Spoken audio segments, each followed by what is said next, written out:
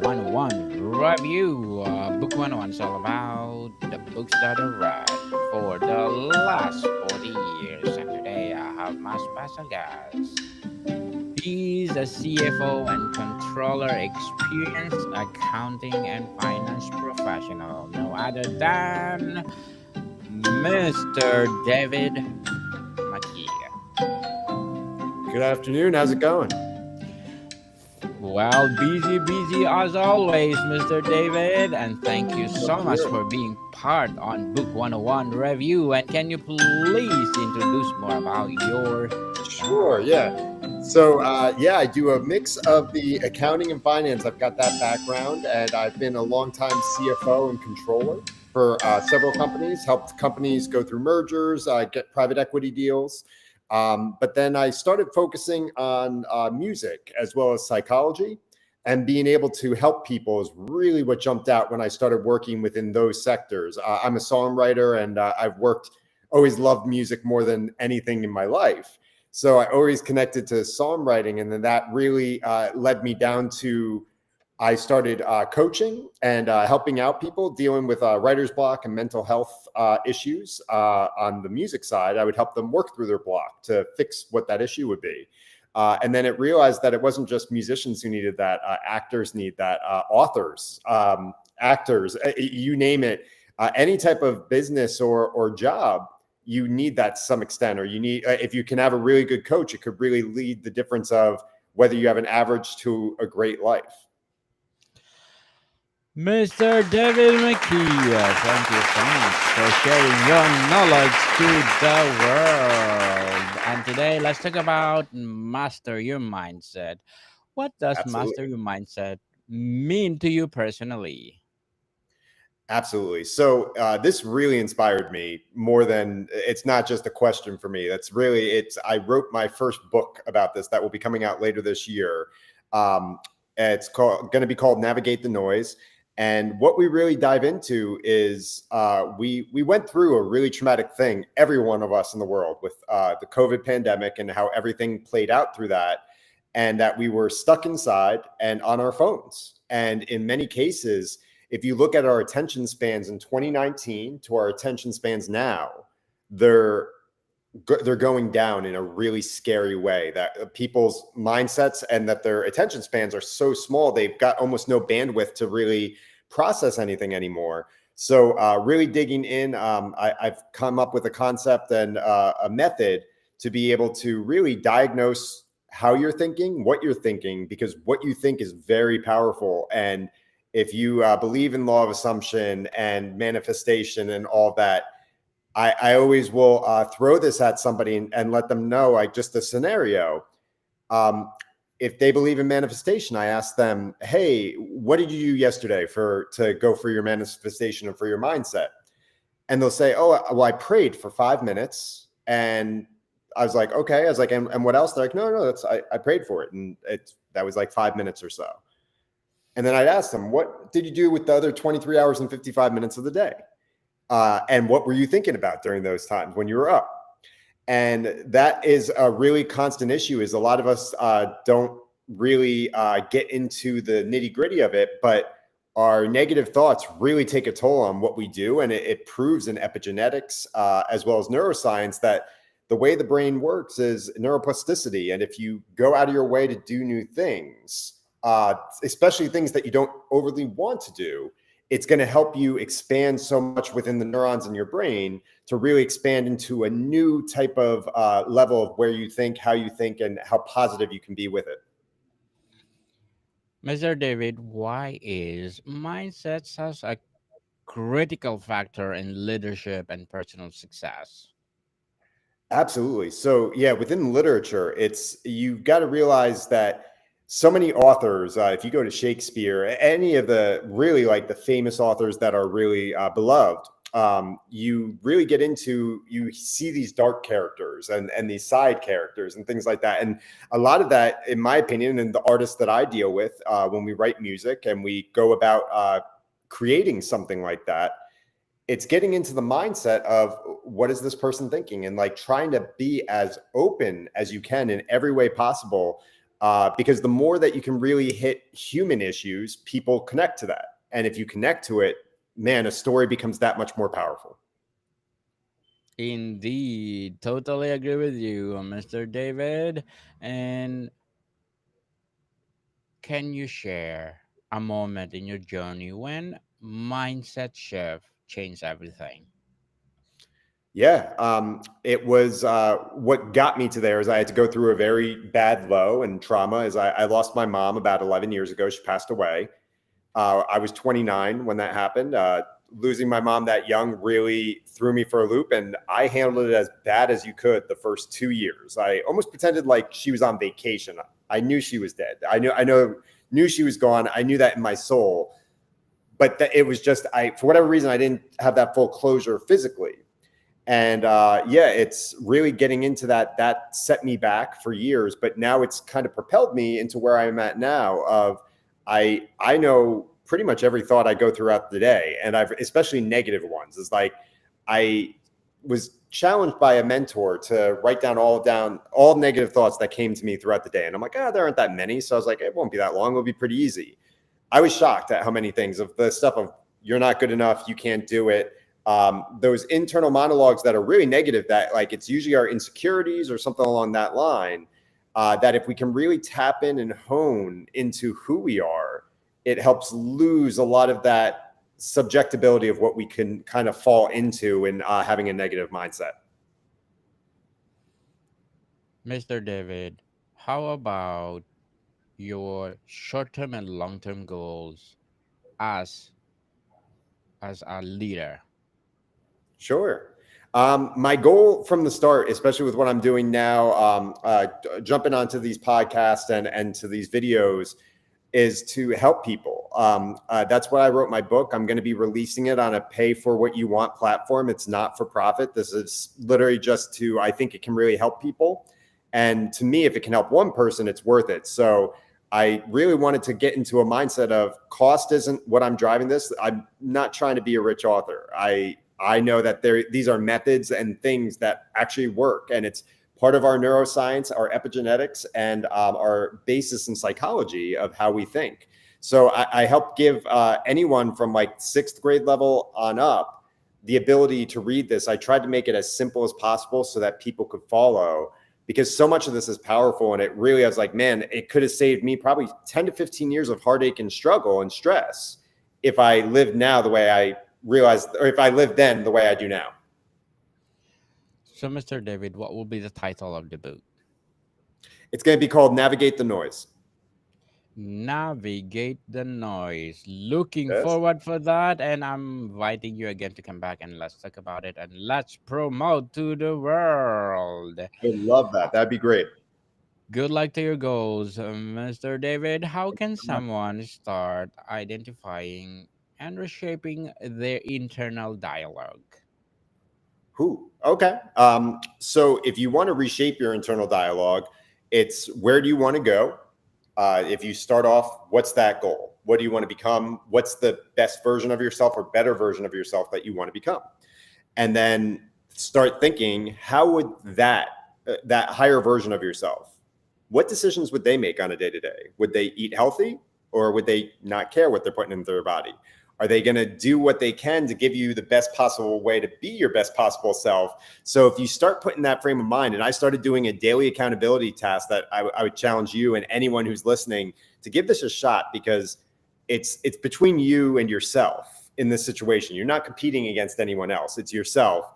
And I ask myself at the end of every day, and literally every single day, and I do it on a daily, weekly, monthly basis of, am I closer to who I want to be after what I did today? Every choice I made. And I don't go into if I made a bad choice or something didn't work out in my favor, I don't stress on it, or I don't really think about it all that much. I just say, okay, it's over. I didn't like how I acted. I'll be better next time. And it's one of those kind of self-accountability that we've gotten into a culture of people like to point the fingers and blame, always looking for someone to go at, or like blame someone for this issue or whatever. And in many cases, things aren't black and white. Just to like go into that mentality of, it's not that easy. Is like usually so many problems have shades of gray that don't really compute or relate to what people will see from the outside. So until you're in it, you don't really know what to do. So it's the whole mentality of you don't know what someone else is walking through in their shoes. Be mindful. And I just kind of lead with the mindset of, I hope that everyone around me is having a better day because of my presence to some extent. Beautifully articulated, Mr. David. Very well said. How do daily habits and routines support a strong focus mindset? Ooh, yeah. So the more you're into a routine that you're actually focusing on the mindset that you want to bring out and the what that you want to accomplish, the more you become it. And it's literally going through meditation is a great practice to be able to close your eyes, envision where you want to be. And Joe Dispenza, and this is going to be my book recommendation a little bit later, You Are the Placebo. But Joe Dispenza goes into this. It's a New York Times bestselling book, fantastic on the mindset of, it walks through medical studies of the placebo effect of people who thought they were in a clinical trial for a cancer drug or for depression, things like that. And they were truly given a sugar pill or a water pill. Had no effect on them, but they believed it. And that power of thought they thought they were in like someone who was diagnosed with cancer was just convinced, hey, I'm in the clinical trial because I'm feeling better. And that positive mindset actually made them better. And it was this fascinating study that's in that book, is that they look at this patient and then a week or two later, news comes out that that clinical trial was a failure and no one really progressed from it. And this guy did because he was on the placebo, but he didn't know that. So he saw that news article and he was just like, oh, it didn't do anything for me. And his cancer came back.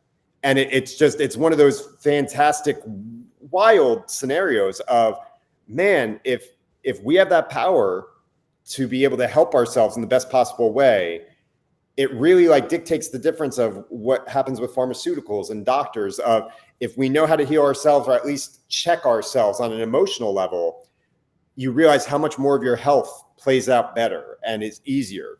So the more we take care of ourselves, it's that whole age-old adage of, you can't take care of someone else if you have something going on in what's going on in your circle. You need to take care of yourself first. You do the same thing on the airplane of when if the gas masks come down because something's happening, they tell you to put yours on first before putting on someone else's so you don't pass out. So it's just one of those things of, you can't really help expand your own vessel if you're trying to fill up other people's or holding other people's. So it's finding how you can really step out, be your own vessel, and become the best version of yourself. Definitely, people. And for me, Mr. David, I always say to myself, I'm the head, not the tail. I'm a victor, not a victim. Every single I love day, it. early in the morning. Empower yourself, people. Thank you so much. So, how do you maintain a powerful mindset in the face of failure or rejection? Sure. It's an old Kabbalah teaching that really goes into it. It's David McKee goes into this, and it's called anytime you deal with something you don't like, you hate, scares you, any of those emotions, any of those nasty emotions that's kind of come out, he says to pause and say, God, whether you believe in God, Jesus, whatever you believe in, if you have that type of thing that you're going up, you say, what a pleasure. You're giving me this. This is something coming from you. Everything comes from our creator. So when push comes to shove, that's everything. And that's what we're going through. And nothing, our creator would never give us something that's bigger than what we can't handle. So we might think we can't handle it, but we can. Like it's the only reason why it's in our orbit to begin with, is like, this is our challenge to really like take out. And if you think about it, any problem you have, if you have a test a week from today and you stress every day, oh my God, I'm not going to do good on that test, but I've got 6 days and then 5 and then 4. And I know people who just kind of count down those clocks of, it's this constant stress. And man, if you just deal with it and just say, okay, this is what it is, and really do something, that it goes back to that neuroplasticity point that I had mentioned earlier, of when you do things that you actively don't want to do. So when you have that resistance and you push through, it really gets you to that next level of spirituality and what you really can have in a positive mindset.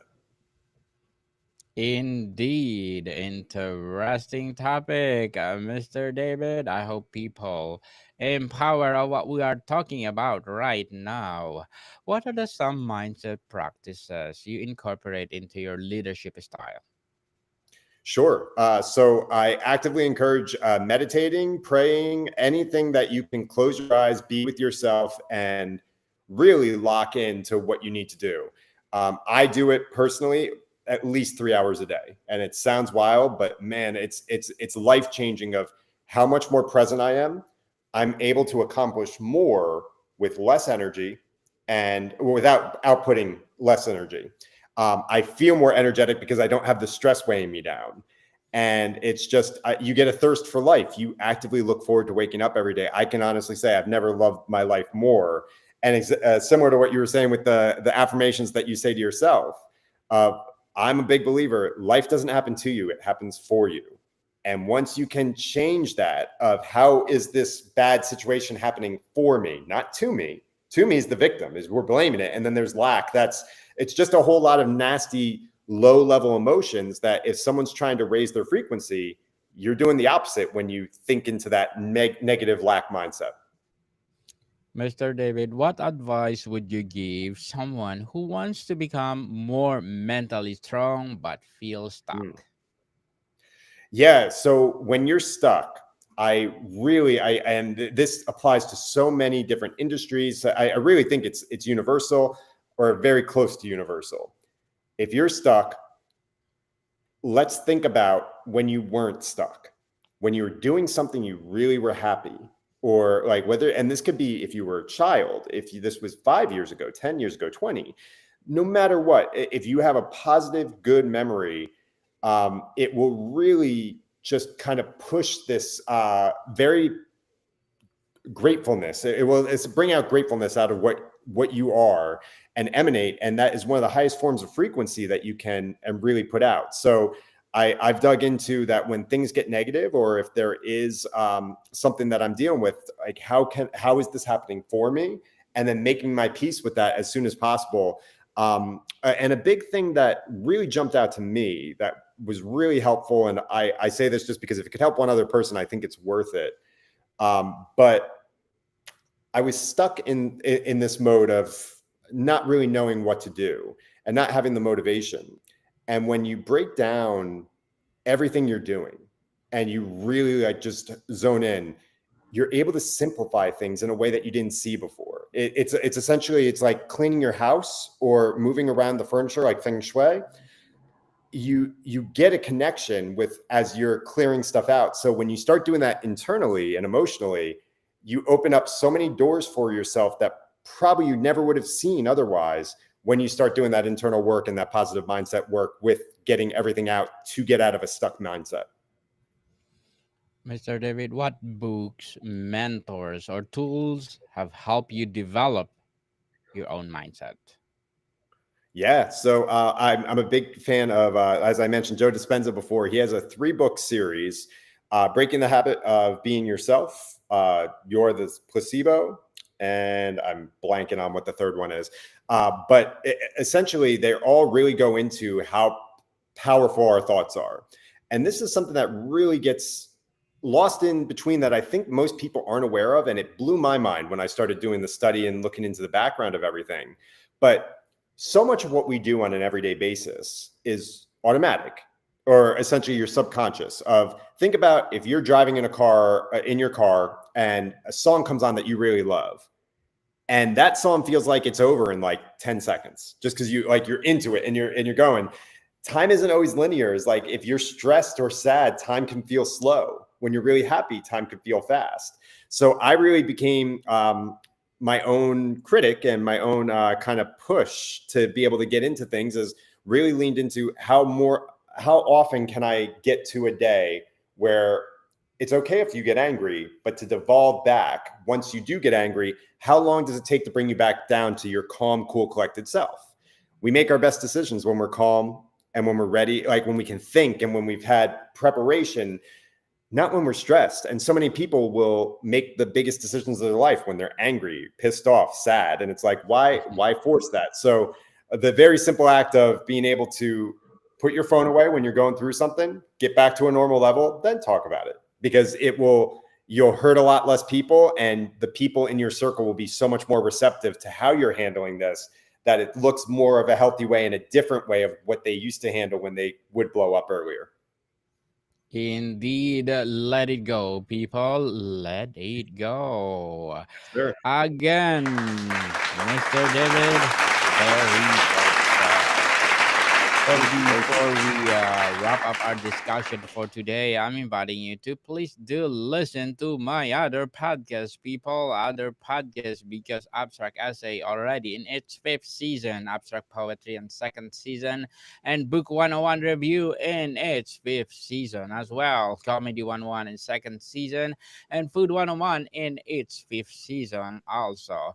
Geography 101 and Love Letters in 3rd season, and My Baby Podcast, Mental Health 101, and Movie 101 Review, and Music 101 in its 4th season. Please do listen to them wherever you listen your podcast.